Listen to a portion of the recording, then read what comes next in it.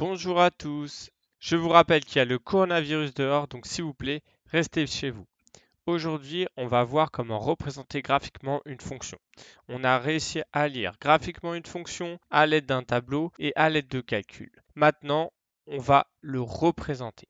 Donc, on considère la fonction f qui a x associe x carré moins 8. Donc la première des choses à faire, ça va être de placer des points qui appartiennent à cette courbe. Pour les placer, on va remplir le tableau de la fonction avec un maximum de valeurs. Ce tableau nous donnera alors les coordonnées des points et ainsi on aura juste à les relier pour tracer la courbe. Dans mon tableau, j'ai décidé de mettre peu de valeurs car c'est une vidéo donc j'ai pas voulu qu'elle soit trop longue. Mais plus vous en mettez, mieux c'est. Donc je rappelle que nos x là, cela représente les antécédents. Ce sont les nombres qu'on rentre dans notre courbe. Et ce sera les abscisses de nos points. On va essayer maintenant de calculer l'image de ces antécédents, ce qui va nous donner les ordonnées des points. Donc on commence par calculer. On rentre dans la fonction f le nombre moins 4 et on a juste alors à remplacer notre x par moins 4. Donc dans ce cas-là, ça sera tout le moins 4 qui sera au carré, pas juste le 4. Donc il faut bien mettre des parenthèses, puis après on a moins 8. Moins 4 au carré, ça nous donne moins 4 fois moins 4, donc c'est 16. 16 moins 8 égale à 8. Donc dans notre tableau, l'image de moins 4, ça sera 8. Donc on peut lire qu'on aura un point de coordonnées moins 4 d'abscisse et d'ordonnées. Et on va faire pareil pour les autres. Donc f de moins 2, c'est moins 2 au carré moins 8. Ça nous donne 4 moins 8 qui est égal à moins 4. Donc on met moins 4 dans notre tableau. f de 0 égale à moins 8, donc je mets moins 8 dans mon tableau. Donc f de 1, je calcule l'image de 1 par la fonction f, ça nous donne 1 au carré moins 8. Je rappelle que 1 au carré c'est 1 fois 1, donc c'est égal à 1. Donc ça nous donne 1 moins 8 qui nous est égal à moins 7. Donc le moins 7, je mets dans mon tableau. Enfin, lorsque je rentre 3 dans ma fonction, il en ressort 1. Donc voilà, j'ai rempli mon tableau. Maintenant, on va essayer de placer des points sur le graphe. Donc voilà, j'ai déplacé mon tableau ici pour mieux visualiser. Donc j'ai mon repère ici qui n'est pas encore rempli. Je vous rappelle qu'on lit les antécédents de notre fonction sur l'axe des abscisses, qui est représenté ici, et qu'on lit l'image de nos fonctions sur l'axe des ordonnées.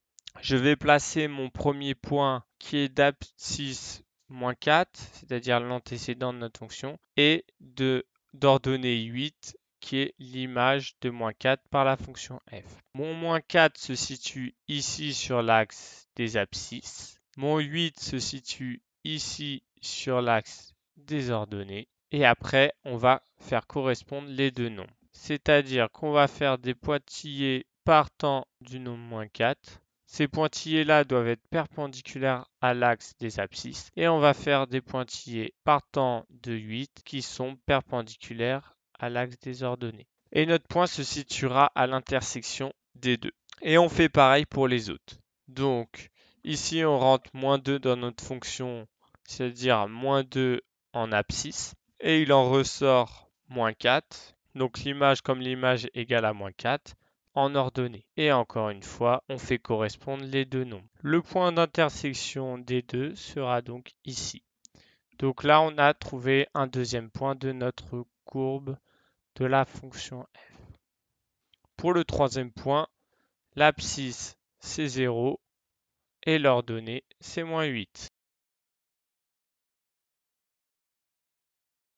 Dans ce cas-là, mes petits pointillés seront sur l'axe des ordonnées. Donc mon point appartient à l'axe des ordonnées et il va se situer exactement au point de coordonnées 0 et moins 8. Donc il est ici mon troisième point. Pour le quatrième point, on rentre maintenant 1 et il en ressort moins 7 de notre fonction.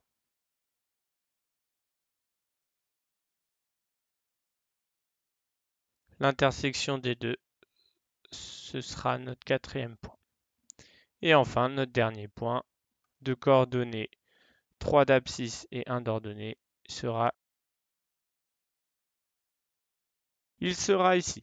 Voilà, on vient de placer tous les points. On se rend compte qu'on n'a que quelques points de la courbe de notre fonction, mais on peut observer le mouvement qu'on dit qu'elle est décroissante sur l'intervalle -4 à 0, puis après croissante sur l'autre intervalle. On appelle ça une courbe parabolique. Donc nous voici sur GeoGebra car je n'ai pas réussi à relier les points entre eux avec ma tablette. Et cela me permet aussi de vous présenter ce logiciel si vous ne le connaissez pas déjà. Pour représenter graphiquement une fonction avec ce logiciel, il suffit de rentrer notre fonction dans le panneau de saisie et il en ressort notre fonction. C'est tout simple et c'est beaucoup plus rapide. Il n'empêche que vous devez recopier le cours précédent dans votre cahier d'exercice et refaire graphiquement votre fonction au crayon à papier. Une fois que ça sera fait, vous pouvez maintenant passer aux exercices. Bonne journée, au revoir.